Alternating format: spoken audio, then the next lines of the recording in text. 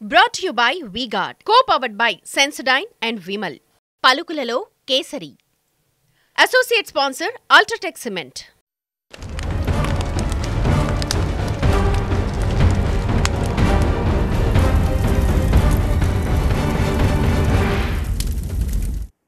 Welcome to burning topic. Hyderabad ఉమ్మడి రాజధాని కాదిక June 1వ తేదీతోనే ఇచ్చిన గడువు ముగిసింది. అంతేకాదు, రెండు రాష్ట్రాలు ఎవరి ఆస్తులు వాళ్ళు తీసుకోవాలని, ఎవరి అప్పులు వాళ్ళు పంచుకోవాలని కూడా విభజన చట్టం చెప్పింది. ఆ సంగతి ఎంతవరకు వచ్చింది? అసలు ఈ 10 ఏళ్ల కాలంలో జరిగిందేంటి? కంప్లీట్ ఎనాలిసిస్ చూద్దాం ఇవాల్టి బర్నింగ్ టాపిక్ లో.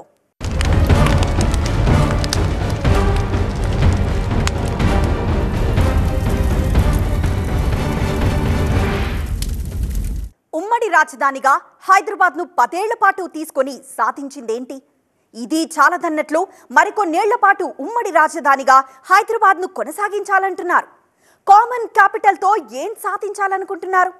ఇంతకీ ఉమ్మడి రాజధానిగా హైదరాబాద్ ను కొనసాగించడంపై తెలంగాణ సర్కార్ ఏమనుకుంటోంది? ఇవన్నీ తర్వాత జూన్ 2వ తేదీ నుంచి కనిపించబోయే మార్పులు ఏంటి?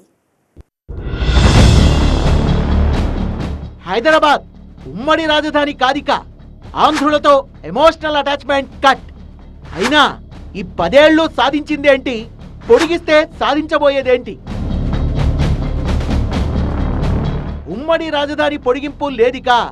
ఎస్, నిజంగానే కామన్ క్యాపిటల్ కావాలనుకుంటే కనీసం ఏడాది ముందు నుంచే ఒత్తిడి తెచ్చేవారు. అసెంబ్లీలో చర్చించి ఓ తీర్మానం చేసి కేంద్రానికి పంపించేవారు. పార్లమెంట్ లో కనీసం చర్చ జరుగుంటే కాస్తో కూస్తో ఆశలు పెట్టుకునేవారు. కానీ ఏపీ పొలిటికల్ లీడర్స్ ఎవ్వరూ ఉమ్మడి రాజధాని పొడిగింపును సీరియస్ గా కోరుకోలేదు. పైగా జూన్ 4న ఫలితాలు వచ్చినా 6వ తేదీ వరకు ఎన్నికల కోడ్ ఉంటుంది. ఆ తర్వాత ముఖ్యమంత్రి ప్రమాణ స్వీకారం, కేబినెట్ కూర్పు, ప్రభుత్వ వ్యవస్థలు చక్కదిద్దుకోవడం, ఈ పనులతోనే సరిపోతుంది. కేంద్రంలో కూడా అంతే హడావుడి ఉంటుంది. సో ఏ రకంగా చూసినా హైదరాబాద్ తో ఆంధ్రుల అనుబంధం టెక్నికల్ గా, ఎమోషనల్ గా తెగిపోయినట్లే. ఇక నుంచి హైదరాబాద్ అంటే ఏపీ ప్రజలకు పక్క రాష్ట్ర రాజధాని మాత్రమే.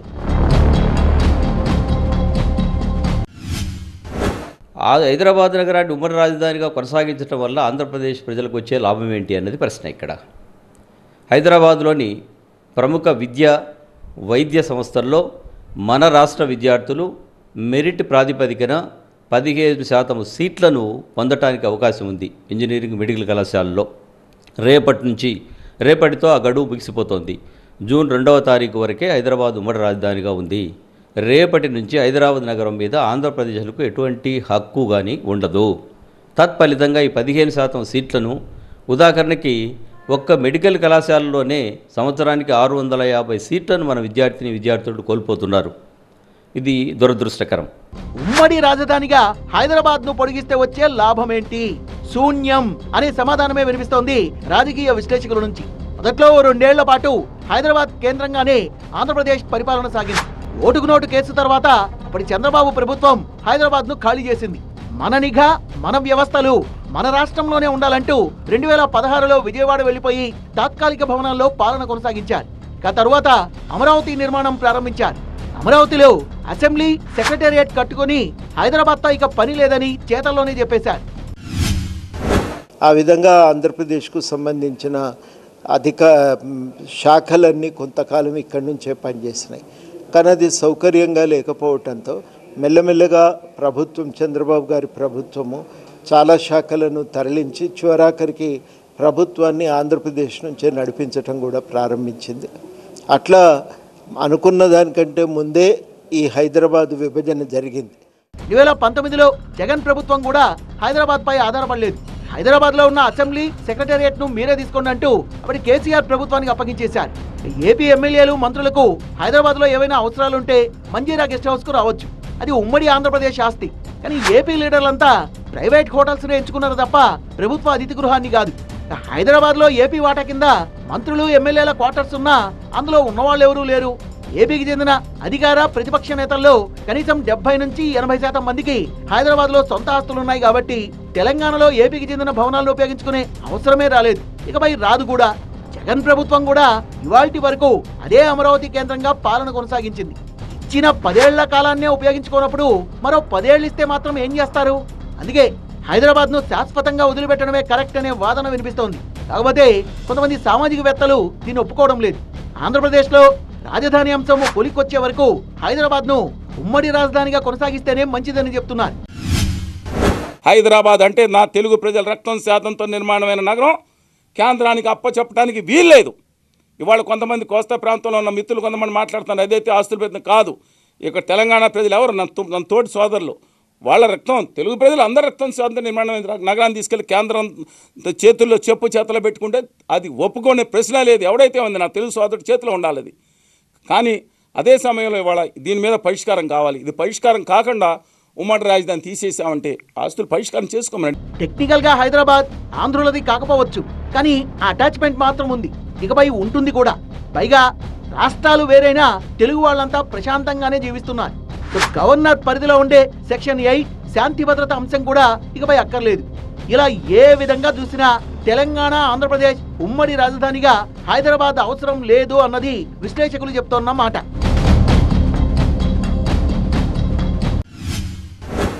గవర్నర్కున్న విశిష్టాధికారాలు ఏవైతే ఉన్నాయో ఆ విశిష్టాధికారాలు కూడా ఈరోజు రేపు జూన్ 3కో 4కో అవి అంతమైపోతాయి. ఇది ఒకటి మనకు మార్పు కనబడుతుంది. తెలంగాణ కూడా ఉమ్మడి రాజధానిని ఒప్పుకునే పరిస్థితిలో లేదు. 10 ఏళ్లు సమయం ఇచ్చిందే రాజధాని నిర్మాణం కోసమని గట్టిగా వాదిస్తున్నారు తెలంగాణ వాదులు. చెరో 5 ఏళ్లు పాలించిన చంద్రబాబు, జగన్ ఏపీలో రాజధానిని నిర్మించడంలో విఫలమయ్యారని విమర్శిస్తున్నారు. ఏపీ పాలకులు చేసిన తప్పుకు తెలంగాణ సమాజం ఎందుకు బాధ్యత వహించాలని వాదిస్తున్నారు. సరే, ఇందుకు జూన్ 2 నుంచి జరగబోయేదేంటి? 2 రాష్ట్రాల మధ్య ఎలాంటి వివాదాలు లేని విభజన పూర్తయిన భవనాలన్నింటినీ తెలంగాణ ప్రభుత్వం తన ఆధీనంలోకి తీసుకునే అవకాశం ఉంది. టెక్నికల్ గా హైదరాబాద్ పరిధిలో హక్కులన్నీ తెలంగాణ సర్కార్కే వర్తిస్తాయి. కొన్ని బిల్డింగులకు ఏపీ అధికారులు తాళాలు వేసి తీసుకెళ్లిపోయారు. అన్ని తెలంగాణ ప్రభుత్వం అధీనంలోకే వస్తాయి. అయితే కొన్ని ప్రభుత్వ సంస్థలపై ఇప్పటికీ ఆంధ్రప్రదేశ్ ప్రభుత్వ అజమాయిషీనే ఉంది. Telugu academy, state finance corporation, tourism department, industrial development corporation ఇలాంటి సంస్థలపై వచ్చే ఆదాయంలో ఏపీ కూడా వాటా తీసుకుంటోంది. విభజన చట్టం ప్రకారం 10 ఏళ్లలో ఇవన్నీ సెటిల్ చేసుకోవాలి, కానీ అలా జరగలేదు. మరోవైపు జూన్ 2వ తేదీతో ఈ ప్రభుత్వ సంస్థలన్నీ తెలంగాణ అజమాయిషీలోకే వస్తాయి.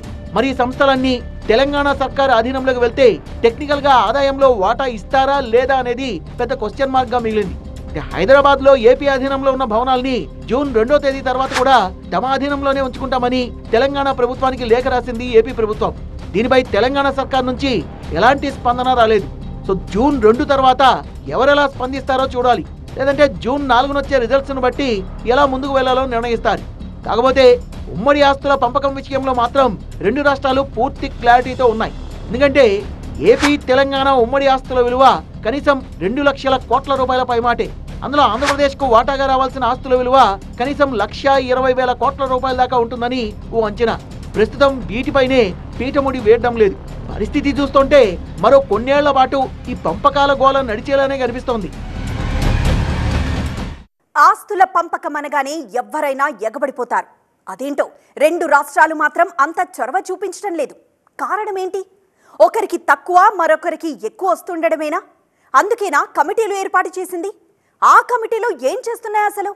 ఈ 10 ఏళ్లలో ఏమీ తేలలేదంటే ఇంకెన్నాళ్లు పడుతుంది? ఇప్పట్లో అయ్యే పనేనా? ఆస్తుల పంపకాలు ఇంకెన్నాళ్ళు? దశాబ్దం గడిచింది, మరో దశాబ్దం పడుతుందా? చొరవ తీసుకొని రాష్ట్రాలు, వేగం పెంచని కేంద్రం. అసలు కమిటీలు ఏం చేస్తున్నాయి? ఎవరైనా సరే ఆస్తుల పంపకాల్ని అలక్ష్యం చేయరు, ఆలస్యం కానివ్వరు. మరి 2 రాష్ట్రాలు ఎందుకని అలక్ష్యం చేస్తున్నాయి? పైగా వందలు, వేల కోట్లు కాదు, 2 లక్షల కోట్ల రూపాయలకు పైగా విలువైన ఆస్తులవి. పంపకాలు పూర్తి చేసుకోవాలని 2 రాష్ట్రాలు తొందరపడుతున్నా మధ్యలో ఉండి గొడవ కాకుండా పరిష్కరించాల్సింది మాత్రం కేంద్రమే. ఇక్కడ రాష్ట్రాల కంటే కేంద్రం పాత్రే ఎక్కువ. కానీ కేంద్రం పెద్దన్న పాత్ర పోషించడం లేదన్న విమర్శలు వినిపిస్తున్నాయి. ఆ మాట ఎందుకు అనాల్సి వస్తుంది అంటే విభజన చట్టంలో ఇచ్చిన హామీలను పూర్తి చేయాలని, ఆస్తుల పంపకాలు జరపాలని తెలంగాణ ప్రభుత్వం మొత్తం 150కి పైగా వినతుల్ని పంపించింది. అవన్నీ కేంద్ర ప్రభుత్వం వద్ద ఇప్పటికీ అపరిష్కృతంగానే ఉన్నాయి. నిజానికి ఒక కేంద్రానిదే కాదు, తెలుగు రాష్ట్రాల తప్పిదం కూడా చాలా ఉంది. 9.5 ఏళ్ల పాటు అధికారంలో ఉన్న కేసీఆర్ సర్కార్ కేంద్రంపై ఒత్తిడి తెచ్చిన దాఖలాలు లేవు. 4 ఏళ్ల పాటు ఎన్డీఏలోనే ఉన్న అప్పటి చంద్రబాబు ప్రభుత్వం కూడా బీజేపీని ఒప్పించలేకపోయింది. కేంద్రం మెడల్ని ఉంచుతానన్న జగన్ ప్రభుత్వం కూడా సాధించిందేం లేదు. ఒక విధంగా 2 రాష్ట్రాల ప్రభుత్వాలు విఫలమైనట్టే లెక్క. ఫలితంగా విభజన చట్టం ఫలాల్ని తెలుగు రాష్ట్రాలు అందుకోలేకపోయాయి. ఆస్తుల పంపకాలు అనగానే గుర్తొచ్చేది 9-10 షెడ్యూల్స్లోని సంస్థలే. 9-10 షెడ్యూల్స్లో కొన్ని సంస్థల్లో ఉద్యోగులు చరాస్తుల విభజన జరిగినప్పటికీ స్థిరాస్తులు, అప్పుల విభజన అలాగే ఉండిపోయాయి.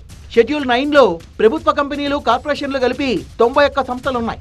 షెడ్యూల్ 10లో AP state finance corporation, Singareni కాలరీస్తో సహా 142 సంస్థలున్నాయి. ముఖ్యంగా ఢిల్లీలోని ఏపీ భవన్తో పాటు state finance corporation, power finance corporation, Deccan infrastructure land holdings, mineral development సంస్థల విభజనపై గందరగోళం ఉంది. నిజానికి వీటి ఆస్తుల్ని 48:52 ప్రకారం విభజించాల్సి ఉంది. హైదరాబాద్లో ఉన్న అన్ని ఆఫీసులను రాష్ట్ర స్థాయి సంస్థలుగా ఆంధ్రప్రదేశ్ గుర్తిస్తే అక్కడి తెలంగాణ ప్రభుత్వం దానికి ఒప్పుకోలేదు. తెలంగాణ ప్రభుత్వం కేవలము హెడ్ ఆఫీస్ ఒక్కటే ఉమ్మడి కార్యాలయం అవుతుంది అని. ఉదాహరణకు ఆర్టీసీలో హాస్పిటల్ కూడా ఉమ్మడి కార్యాలయంగా చూడాలని ఆంధ్రప్రదేశ్, ఆర్టీసీ ఉమ్మడి కార్యాలయం కాదు, అది తెలంగాణకు సంబంధించిన ఆస్తిగానే చూడాలని చెప్పి తెలంగాణ ప్రభుత్వం. ఇట్లా వివాదాలు అవి కూర్చొని పరిష్కరించాల్సింది పోయి ఆ వివాదాలను నాంచి ఇప్పటికి కూడా పంపకం పూర్తి కాలేదు. ఇవంతకీ తేలకపోవడంతో షీలా బీడే కమిటీని నియమించారు. కానీ ఈ కమిటీ కూడా పూర్తిగా వర్కౌట్ చేయలేకపోయింది. షీలా బీడే కమిటీ 9వ షెడ్యూల్లోని 68 సంస్థల ఆస్తుల్ని పాక్షికంగా మాత్రమే పంచింది. కమిటీ చేసిన కొన్ని సిఫార్సుల్ని 2 రాష్ట్రాలు అంగీకరించలేదు. వీటిలో కనీసం 55 సంస్థలు 2 రాష్ట్రాలకు కావాల్సినవి. వీటిని 2 రాష్ట్రాలకు పంచడం అసాధ్యంగా మారింది. ఇక 9 విశ్వవిద్యాలయాలు, 16 సంస్థలు ప్రభుత్వ శాఖల్లో అంతర్భాగంగా ఉన్నాయి. వీటి పంపకాలు కూడా ఇప్పట్లో అయ్యేలా కనిపించడం లేదు.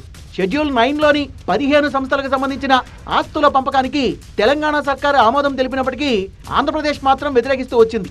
ఇలా ఆస్తుల పంపకాల వివాదం ఎటూ పరిష్కారం కాకుండా ఉండిపోయింది. ఇవేగాక ఏ షెడ్యూల్లో కూడా లేని 32 సంస్థలు ఉన్నాయి. వీటి ఆస్తుల పంపకం మరింత సంక్లిష్టంగా మారింది. ఎందుకంటే జనాభా నిష్పత్తికి అనుగుణంగా సెక్షన్ 64 ప్రకారం ఆస్తుల్ని పంచుకోవాలని ఏపీ సర్కార్ వాదిస్తోంది. కానీ తెలంగాణ ఇందుకు ససేమిరా అంటోంది. దీంతో పంపకాలు ఎక్కడివక్కడే ఆగిపోయాయి.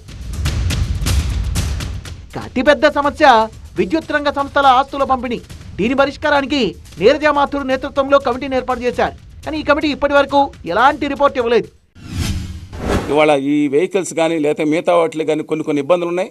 అలాగే ఎలక్ట్రిసిటీ బోర్డు విషయంలో కూడా చాలా ఇబ్బందులు ఉన్నాయి. 7,000 కోట్ల రూపాయలు రావాల్సింది ఆంధ్రప్రదేశ్ క్లెయిమ్ చేస్తుంటే తిరుగు మాకే రావాలని చెప్పి వీళ్ళు క్లెయిమ్ చేస్తున్నారు. ఆ రోజు ఆంధ్రప్రదేశ్ ప్రభుత్వంలో దిక్కుమాలిన నాయకులు ఉండటం వల్ల 54% కరెంట్ ఎట్టి పరిస్థితుల్లో తెలంగాణకి ఇవ్వాలని చెప్పడం. ఆ రోజు రేవంత్ రెడ్డి గారు నేను ఆ కాగితాలు ఇచ్చినప్పుడు కోట్ల కాగితాలు దగ్గర వారు తీసుకెళ్తానని అన్నారు. అందువల్ల అది ఇచ్చినప్పుడు తీసుకుని తెలంగాణకి చంద్రబాబు నాయుడు గారు న్యాయం చేశారని చెప్తున్నారు. ఆ రోజు నిజంగా ఆంధ్రప్రదేశ్ హక్కులు కూడా తెలంగాణకి ఇవ్వటం జరిగింది. సత్యం ఎంతో కొంత. నీటి వాటాలు తేల్చకపోవడంతో శ్రీశైలం, నాగార్జున సాగర్ డ్యాంల వద్ద గొడవలు దిగుతున్నాయి 2 తెలుగు రాష్ట్రాలు. 2 రాష్ట్రాల మధ్య నీటి వివాదం తలెత్తితే కేంద్రమే దాన్ని పరిష్కరించాలి. రాజ్యాంగంలోని 7వ షెడ్యూల్ ఆర్టికల్ 262 ఇదే చెప్తోంది. కానీ కేంద్రం మాత్రం తెలుగు రాష్ట్రాల నీటి వాటాల్ని తేల్చడం లేదు. చిన్నదేదో టెక్నికల్గా లీగల్గా ఇబ్బంది ఉందనే కారణంతో ఆ నీటి పంపిణీని కూడా తాత్సర్యం చేస్తూ చివరికి మొన్న మధ్యనే దానికో పరిష్కారం వెతికిండ్రు. ప్రాజెక్టుల మధ్య కేటాయింపుకు అవకాశం ఇచ్చింది. అది ప్రాంతాల మధ్యన విభజనకు అవకాశం లేదు కాబట్టి చేయలేమని చెప్పి రకరకాల అభ్యంతరాలు వచ్చినాయి. వాస్తవానికి భారత రాజ్యాంగం ప్రకారం నీటి పంపిణీ చేయవచ్చు. ఏపీ భవన్ విభజన, state finance corporation, power finance corporation సంస్థల విభజన జరగనే లేదు. ఫిల్మ్ డెవలప్మెంట్, మినరల్ డెవలప్మెంట్ సంస్థల ఆస్తుల పంపకాలపై ఇంకా గందరగోళమే ఉంది. కొన్ని సంస్థల్లో జాయింట్ అకౌంట్ల కింద 2,000 కోట్ల రూపాయల వరకు ఫిక్స్డ్ డిపాజిట్లు ఉన్నాయి. ఈ 10 ఏళ్లలో వాటిపైన స్పష్టత రాలేదు. ఆస్తుల పంపకాలు కావచ్చు, విభజన చట్టం ప్రకారం రాష్ట్రాలకు ఇవ్వాల్సినవి కావచ్చు, 2014 నుంచి వీటిని సమీక్షించడానికి కేంద్ర ప్రభుత్వం 2 రాష్ట్రాల ప్రతినిధులతో 29 సార్లు రివ్యూ మీటింగ్స్ పెట్టింది. అయినప్పటికీ సమస్యలు పరిష్కారం కాలేదు. ప్రధానంగా 2 రాష్ట్రాల ధోరణే దీనికి కారణం. విడవమంటే పాము కోపం, కరవమంటే కప్పకు కోపం అన్నట్టుగా వ్యవహరించాయి. అటో ఇటో చేసి నచ్చజెప్పాల్సిన కేంద్రం కూడా మీరే తెలుసుకోండి అంటూ వదిలిపెట్టేస్తోంది. ఇవాళ తెలంగాణకి ఆంధ్రప్రదేశ్కు ఉండే ఉమ్మడి ఆస్తులు 1,43,000 కోట్ల రూపాయలు. ఏం కాదండి, ఇండియాలో నెంబర్ 1 పత్రికలు అందరూ కూడా ఇచ్చిన ఆధారాల ప్రకారం చెప్తాను 1,43,000 కోట్ల రూపాయలు ఉమ్మడి ఆస్తులు ఉన్నాయి. 142 సంస్థలు, అలాగే 91 సంస్థలు షెడ్యూల్ 10, షెడ్యూల్ 9 ప్రకారం దాని ప్రకారం ఇంకా ఆస్తుల విభజన పూర్తి కాలేదు. సుప్రీంకోర్టు జడ్జిమెంట్ ఇచ్చింది 58:42. దాని గురించి ఏమి ఇంతవరకు నిర్ణయం తీసుకోలేదు. అలాగే భవనాలు ఇవాళే ఉన్నాయి హైదరాబాద్లో, ఒక లేక్యూ గెస్ట్ హౌస్తో పాటు 2-3 భవనాలు ఏదైతే ఉన్నాయి, శౌర్య భవనాల దగ్గర నుంచి 2-3-4 భవనాలు ఉన్నాయి. అది కూడా తీసుకోమని రేవంత్ రెడ్డి గారు ఆదేశాలు ఇచ్చారు 2వ తారీఖు. సంతోషం. మొత్తంగా విభజన చట్టం ప్రకారం ఈ 10 ఏళ్లలో ఆస్తులు అప్పుల పంపకాలు తేలిపోవాల్సున్నా అదేం జరగలేదు.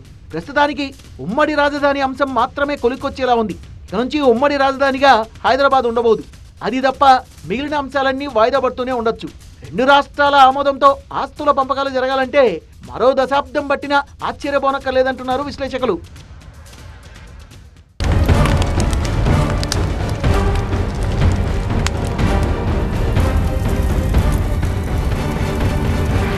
Brought to you by V-Guard, co-powered by Sensodyne and Vimal. పలుకులలో Kesari. Associate sponsor Ultratech Cement.